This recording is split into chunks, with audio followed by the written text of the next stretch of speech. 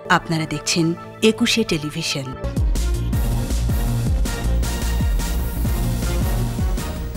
পুরোটাই দৃশ্যমান স্বপ্নের পদ্মা সেতু বসানো হলো শেষ স্প্যান, দুই তীরে মানুষের উচ্ছ্বাস। জানুয়ারির শুরুতেই দেশে অক্সফোর্ডের ভ্যাকসিন, 27% মানুষ আসবে টিকার আওতায়।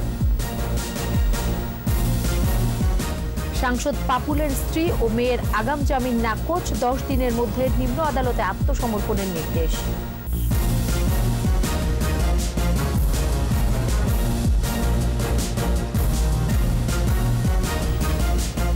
শুনছিলেন ফার্স্ট সিকিউরিটি ইসলামী ব্যাংক লিমিটেড সংবাদ শিরোনাম। আমন্ত্রণ জানাচ্ছি রাত 9টার 21 সংবাদে, সাথে আছি আমি সোনিয়া স্নিগ্ধা।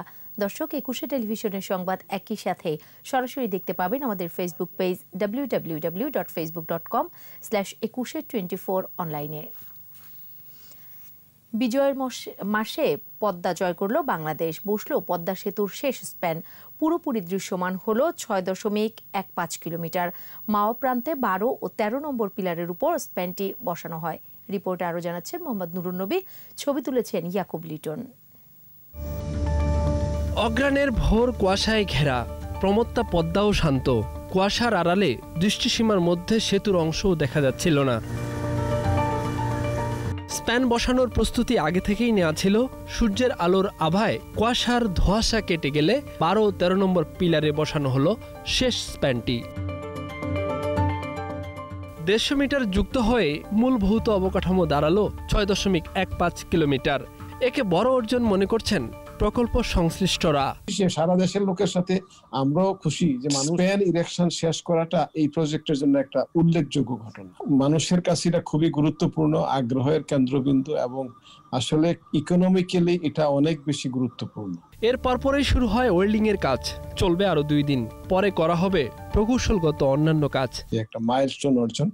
এরপরে আর আমাদের ইনশাল্লাহ বড় কোনো সমস্যা নাই, থাকার কথা না, এবং কাজগুলোও অনেক কাজ, কিন্তু ছোট ছোট কাজ। 2014 সালে নির্মাণ কাজ শুরুর পর 2017 সালের 30 সেপ্টেম্বর 37 ও 38 নম্বর খুঁটিতে স্প্যান বসানোর মধ্য দিয়ে নানান চ্যালেঞ্জ মোকাবেলা করে ধাপে ধাপে বসতে শুরু করে স্প্যান, অবয়ব পেতে শুরু করে পদ্মা সেতু। চলতি বছর করোনায় স্প্যান বসানোর ধারাবাহিকতা নষ্ট হলেও গেল 2 মাসে রেকর্ড সংখ্যক 4টি করে 8টি স্প্যান বসানো হয়। আর এই পর্যায়ে এই স্টিল মেগা স্ট্রাকচার বসানোর মধ্য দিয়ে বসানো শেষ হলো মূল অবকাঠামোর কর্মযজ্ঞ। বিশ্বের দ্বিতীয় বৃহত্তম খরস্রোতা নদীর বুকে মেগা স্টিল স্ট্রাকচার আসন গাড়ল পদ্মার এপার ওপার যুক্ত করে। বিজয়ের মাসে বিজয় দিবসের আগে এই অর্জনকে একটি বড় মাইলফলক হিসেবে মনে করা হচ্ছে।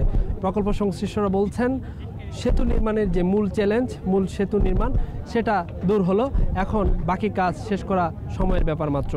সারা বিশ্বের আর্থিক প্রতিষ্ঠানগুলো যখন এই সেতুতে অর্থায়নে নিজেদেরকে গুটিয়ে নেয়, তখন সাহসী সিদ্ধান্ত নিয়েছিল বঙ্গবন্ধু কন্যা প্রধানমন্ত্রী শেখ হাসিনা, যার গতিশীল নেতৃত্বের কারণে আজ এই সেতুটি বাস্তবে পরিণত হয়েছে। এই সেতুকে মনে করা হচ্ছে বঙ্গবন্ধুর সোনার বাংলা গড়ে তোলা এবং মানুষের অর্থনৈতিক মুক্তির অগ্রযাত্রার এক দূত হিসেবে। আর দেশের 21 জেলার মানুষের চলাচলের এবং অর্থনৈতিক কর্মকাণ্ড বিকাশে সহায়ক হবে বলে মনে করা হচ্ছে। মোহাম্মদ নুরুন নবী, একুশে টেলিভিশন, মাওয়া, মুন্সিগঞ্জ। এদিকে পদ্মা সেতু দৃশ্যমান হয় অশেষ আনন্দ উচ্ছ্বাস পাড়ের মানুষের। তারা বলছেন, এই সেতু অর্থনৈতিক অগ্রগতির সোপান, বড় ভূমিকা রাখবে অর্থনীতিতে। এই সাফল্যের জন্য বঙ্গবন্ধু কন্যা প্রধানমন্ত্রী শেখ হাসিনার প্রতি কৃতজ্ঞতা জানান তারা। তার সাহসী ও দৃঢ় নেতৃত্ব ছাড়া নিজস্ব অর্থায়নে এই সেতু নির্মাণ সম্ভব হতো না বলে মন্তব্য করেন তারা। মোহাম্মদ নুরুন নবীর আরও একটি রিপোর্ট। পদ্মা সেতু পূর্ণ অবয়ব পেলে এমন উল্লাস ছড়িয়ে পড়ে পদ্মার দুকুলে, নদীর বুকে। পদ্মা সেতুর পূর্ণতা পাওয়ার এই মহেন্দ্রক্ষণে সাক্ষী হতে এসেছেন অনেকেই। এক সময়ের স্বপ্নের সেতু এবার বাস্তবে যুক্ত করেছে পদ্মার 2 পার্কে, তাই খুশির জোয়ার। এই সেতু শুধু একটি অবকাঠামো নয়, দেশের সম্মান ও সক্ষমতার প্রকাশ, এমন প্রতিক্রিয়া আগত দর্শনার্থীদের। পদ্মা পাড়ের আমরা মানুষ দীর্ঘ অপেক্ষায় ছিলাম, পদ্মা সেতু বাস্তবায়ন হলে আমরা খুব আনন্দিত। আমরা অনেক দূর থেকে এসেছি এই পদ্মা সেতু দেখার জন্য। তাই খুব ভালো লাগছে এটা দেখার পর। সকলেই পুরো কৃতজ্ঞতা জানাচ্ছেন প্রধানমন্ত্রীর প্রতি। তার সাহসী উদ্যোগ না থাকলে স্বপ্নের সেতু বাস্তব রূপ পেত না বলেই বলছেন তারা। আমরা অনেক আনন্দিত, আমরা দক্ষিণাঞ্চলের মানুষ অনেক আনন্দিত এবং কৃতজ্ঞতা জানাই, কৃতজ্ঞতা প্রকাশ করছি দেশপ্রধান শেখ হাসিনার কাছে। যোগাযোগের জন্য ভালো একটা নির্দেশনা হচ্ছে, কারণ দেশটা যত বেশি রাস্তাঘাট উন্নতি হবে তত বেশি উন্নত হবে দেশের ব্যবসা, বিজনেস। মাননীয় প্রধানমন্ত্রী শেখ হাসিনাকে অবশ্যই ধন্যবাদ দিতেই হবে। স্পেনগুলো সম্পূর্ণ কমপ্লিট হয়েছে, তা আমরা স্বপ্ন দেখছি যে এর থেকে বড় বড় প্রজেক্ট আমাদের প্রধানমন্ত্রী শেখ হাসিনা দ্বারা করা সম্ভব হবে। সফলভাবে সেতু চালুর প্রথম দিন থেকেই নিজেরা সুযোগ সুবিধা পাবে এমন আশা আকাঙ্ক্ষা পদ্মাপাড়ের মানুষের। এবং ওখানে দেখা গেছে গ্যাস লাইন, ট্রেন লাইন হবে এবং ওখানে কর্মসংস্থান হবে আশা করি। আমরা মনে করছি এই স্প্যানটা বসানোর মাধ্যমে আমাদের স্বপ্নটা অনেকটা বাস্তবায়িত হলো। এই সেতু বঙ্গবন্ধুর সোনার বাংলাদেশ গড়তে এবং অর্থনৈতিক মুক্তির পথকে সুগম করবে বলেও মত কারো কারো। মোহাম্মদ নুরুন নবী, একুশে টেলিভিশন, মাওয়া, মুন্সিগঞ্জ। নতুন বছরের প্রথম সপ্তাহেই দেশে অক্সফোর্ডের করোনা ভ্যাকসিন অ্যাস্ট্রাজেনেকার আসবে বলে জানিয়েছেন স্বাস্থ্যমন্ত্রী জাহিদ মালিক। আর স্বাস্থ্য সচিব আব্দুল মান্নান বলেন, ভ্যাকসিন সংগ্রহে সরকারের সময়োচিত উদ্যোগের কারণে দেশের ২৭% মানুষ টিকার আওতায় আসছে। রাজধানীতে হাম রুবেলা ক্যাম্পেইন উদ্বোধন অনুষ্ঠানে কথা বলেন তারা। আরও জানাচ্ছেন স্মৃতি মণ্ডল। রোগ নিরীক্ষণ তথ্য অনুযায়ী ২০১৭ সাল থেকে দেশে হাম রোগের প্রাদুর্ভাব বেড়েছে। মৃত্যু ঝুঁকির মধ্যে রয়েছে শিশুরা। পরিস্থিতি বিবেচনায় করোনা মহামারীতেও ১২ ডিসেম্বর থেকে ২৪ জানুয়ারি সকাল ৮টা থেকে বিকেল ৪টা পর্যন্ত চলবে হাম রুবেলা ক্যাম্পেইন। এর আওতায় দেশের ৯ মাস থেকে ১০ বছরের নিচের প্রায় ৩,৪০,০০,০০০ শিশুকে ১ ডোজ এমআর টিকা দেয়া হবে। সকালে রাজধানীর মহাখালীতে বিসিপিএস মিলনায়তনে ক্যাম্পেইনের উদ্বোধনী অনুষ্ঠানে টিকার গুরুত্ব তুলে ধরেন স্বাস্থ্য সচিব আব্দুল মান্নান। বলেন, করোনা মহামারী মোকাবেলায় 4,90,00,000 করোনা টিকার ব্যবস্থা হয়েছে। 3,40,00,000 টিকা আমরা গ্যাভি থেকে, কোভ্যাক্স থেকে আমরা পাবো। এখন আমাদের কাছে যে হিসাব আমরা দেখছি যে 3,40,00,000, আর এখানে আমরা যদি 3 কোটির অর্ধেক 1,50,00,000 হয়, তাহলে 4,90,00,000 টিকা আমাদের কিন্তু আমাদের ব্যবস্থা হয়ে গেছে। আমাদের 27% পিপলকে আমরা কভার করতে পারি, এই ভ্যাকসিনেশনের আওতায় নিয়ে আসতে পারি। আগামী মাসের প্রথম সপ্তাহে টিকা দেশে পৌঁছাবে বলে নিশ্চয়তা দেন স্বাস্থ্যমন্ত্রী। আমরা আশা করি সামনের মাসের প্রথম দিকে, প্রথম কোয়ার্টারে আমরা টিকা পেয়ে যাব। আমরা অ্যাস্ট্রাজেনেকার যে অক্সফোর্ডের ভ্যাকসিন আমরা ইন্ডিয়া থেকে সেরাম ইনস্টিটিউটের মাধ্যমে বাংলাদেশে আনার ব্যবস্থা করেছি। প্রায় 3 কোটি ডোজ সরকার সরাসরি নিয়ে আসছে এবং WHO আরও টিকা প্রায় 20% লোককে টিকা দিবে।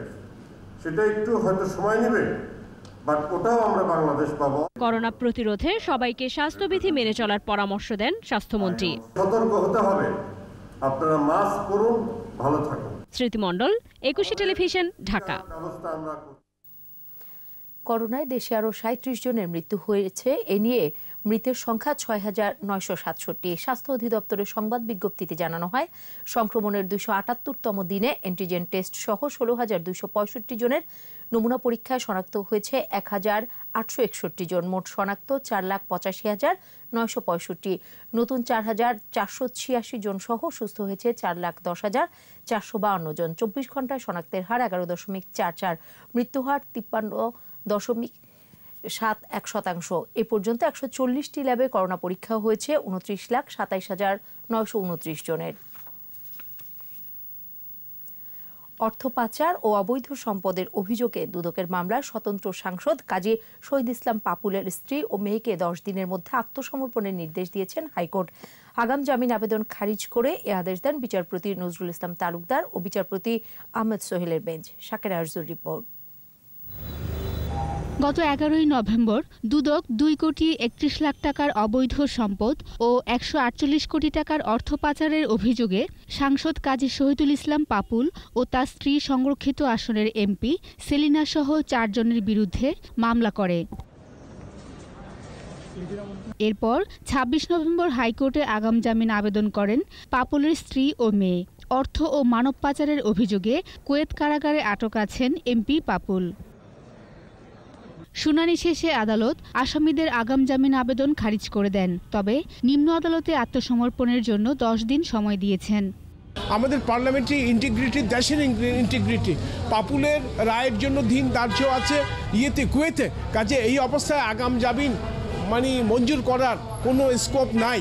এছাড়া আসামিদের এফটিআর এবং ঋণের টাকার ক্ষেত্রে মানি লন্ডারিং প্রতীয়মান হয়নি বলে সই করা চিঠির বিষয়ে ব্যাখ্যা দিতে বাংলাদেশ ব্যাংকের উপপরিচালককে তলব করা হয়েছে। মামলাটা হয়েছে 11/11/2020, এটা দুদক দায়ের করেছে, কিন্তু দেখা যাচ্ছে বাংলাদেশ ব্যাংকের একজন উপপরিচালক মোহাম্মদ আরাফিন আহসান মিয়া, উনি গত 9/7/2020 দিয়েছে যে ওনাদের বিরুদ্ধে কোনো মানি লন্ডারিংয়ের অভিযোগ নাই।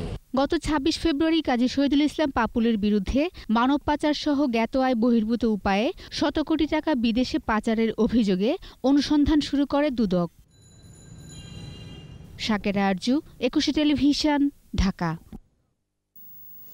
নিচ্ছি বিরতি। নো মাস্ক নো সার্ভিস বিধি মেনে চলুন, সুস্থ থাকুন। যখন ফিরছি তখন অন্যান্য খবরের সঙ্গে আরও থাকবে। স্কুল ছাত্র আজ হত্যা মামলার রায়, একজনের আমৃত্যু কারাদণ্ড, ৫ জনের যাবজ্জীবন।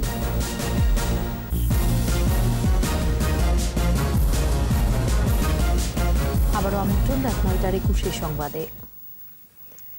কলেজে ফুটবল টুর্নামেন্টের বিরোধের জের ধরে গভর্নমেন্ট ল্যাবরেটরি স্কুলের ছাত্র আয়াজকে পিটিয়ে ও ছুরিকাঘাতে হত্যার মামলায় আসামি জিসানকে আমৃত্যু সশ্রম কারাদণ্ড ও ৫ জনের যাবজ্জীবন কারাদণ্ড দিয়েছেন আদালত। বৃহস্পতিবার ঢাকার বিশেষ জজ আদালত ৫-এর বিচারক ইকবাল হোসেন এই আদেশ দেন। যাবজ্জীবন কারাদণ্ডপ্রাপ্ত আসামিরা হলেন তৌহিদুল ইসলাম, মফিউর রহমান আরাফ, তৌহিদুল ইসলাম শুভ, আবু সালেহ মোহাম্মদ নাসিম ও আরিফ হোসেন রিগান। এর আগে আসামি ইনজামুল ইসলাম ওরফে জিসান ও তৌহিদুল ইসলামকে আদালতে হাজির করা হয়। বিজ্ঞ আদালত দীর্ঘক্ষণ শুনানির পরে বলেছেন এই মামলাটায় আসামিদের এই ঘটনার বিবেচনা করে যেখানে আজকে কিশোর গ্যাং হয়েছে ওদের কারণেই হয়েছে, ওদেরকে মৃত্যুদণ্ড দিয়ে ওদেরকে সাজা দেওয়া উচিত ছিল, কিন্তু আসামিরা ছাত্র হওয়ার কারণে ১ নম্বর আসামিকে যাবজ্জীবন কারাদণ্ড এবং বাকি সকল আসামিকে যাবজ্জীবন কারাদণ্ডে দণ্ডিত করেছেন। এবারে সোশ্যাল ইসলামী ব্যাংক লিমিটেড বাণিজ্য সংবাদ।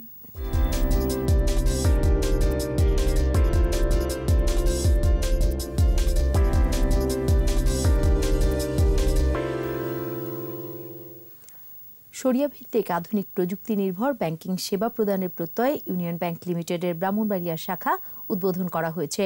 ব্যাংকের প্রধান কার্যালয় থেকে ভিডিও কনফারেন্সের মাধ্যমে শাখার উদ্বোধন করেন ব্যাংকের ব্যবস্থাপনা পরিচালক ABM মোকাম্মেল হক চৌধুরী। তিনি বলেন, ইউনিয়ন ব্যাংক চতুর্থ প্রজন্মের ব্যাংকগুলোর মধ্যে সবকিছুতেই সেরা এবং সেবার ক্ষেত্রেও অপ্রতিদ্বন্দ্বী। এ সময় উপস্থিত ছিলেন উপব্যবস্থাপনা পরিচালক নজরুল ইসলাম, ব্রাহ্মণবাড়িয়া পৌরসভার mayor Nayar Kabir, Brahmanbaria chamber of commerce and ইন্ডাস্ট্রিজের প্রেসিডেন্ট আলহাজ আজিজুল হক সহ অন্যান্যরা এ উপলক্ষে দোয়া মাহফিলের আয়োজন করা হয়। বাণিজ্য মন্ত্রণালয়ে বাস্তবায়নাধীন এক্সপোর্ট কম্পিটিটিভনেস ফর জবস প্রকল্পের আওতায় একটি তহবিল অবমুক্ত করা হয়েছে। চামড়া ও চামড়াজাত পণ্য, পাদুকা সামগ্রী, প্লাস্টিক পণ্য এবং হালকা প্রকৌশল শিল্প খাতে কর্মসংস্থান ও রপ্তানি বাড়ানোর ক্ষেত্রে অবকাঠামোগত বিনিয়োগ সহায়তার লক্ষ্যে এই তহবিল অবমুক্ত করা হয়। Public investment facility for infrastructure constant PIFIC'র অধীনে HR খাতে অর্থায়নের জন্য আবেদন গ্রহণ করা হচ্ছে।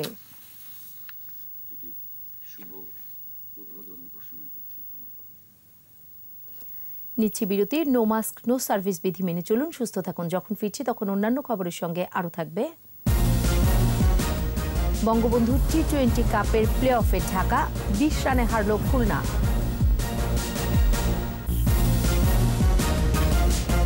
আবারও আমন্ত্রণ রাত ৯টার ২১ সংবাদে। নারীর ক্ষমতায়নে পুরুষ রাখতে পারে সবচাইতে গুরুত্বপূর্ণ ভূমিকা, এমন শিরোনামে রাজধানীতে অনুষ্ঠিত হল বিশ্ববিদ্যালয় শিক্ষার্থীদের বিতর্ক প্রতিযোগিতা। বৃহস্পতিবার USAID আয়োজন করে এই প্রতিযোগিতার ৪ ডিসেম্বর শুরু হওয়া প্রতিযোগিতায় ২৪টি বিশ্ববিদ্যালয়ের শিক্ষার্থীরা পৃথক ৬৭টি সেশনে অংশ নেয়। USAID-এর দাও সারা তোলো আওয়াজ ক্যাম্পেইনের অংশ হিসেবে এই বিতর্ক প্রতিযোগিতার আয়োজন করা হয়। প্রতিবছরই লিঙ্গভিত্তিক সহিংসতা প্রতিরোধে এ ধরনের কর্মসূচি পালন করে আসছে ইউএসএইড।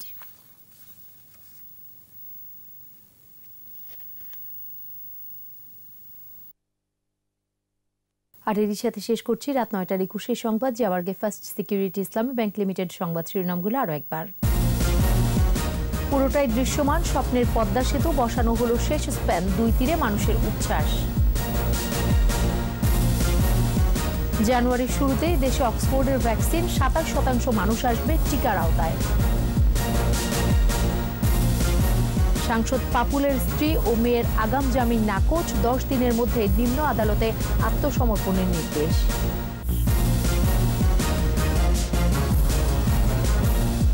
সর্বশেষ খবর জানতে ডায়াল করুন 2021 নম্বরে আর ভিজিট করুন ekushe-tv.com ওয়েবসাইটে। এছাড়া ফেসবুকে লগ অন করতে পারেন facebook.com/ekushe24 অনলাইনে। পরের সংবাদ রাত 11টায় দেখার আমন্ত্রণ রইল। স্বাস্থ্যবিধি মেনে চলুন, সুস্থ থাকুন।